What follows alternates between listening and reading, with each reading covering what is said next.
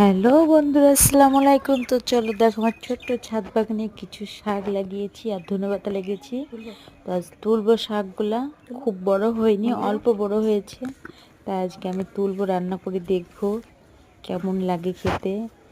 এমনিতে আমার লাল শাক খেতে অতটাও ভালো লাগে না, তো আজ ট্রাই করে দেখি কেমন লাগে খেতে।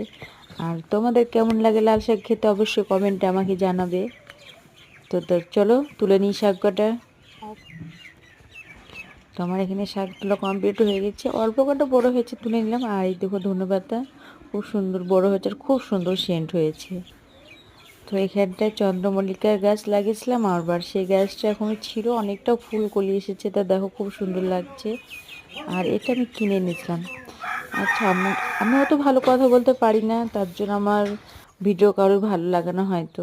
যদি তোমাদের ভালো লাগে অবশ্যই আমাকে কমেন্ট করে জানাও আর শেয়ার করে দিও। আর বলো আমার ভিডিওগুলো কেমন লাগছে।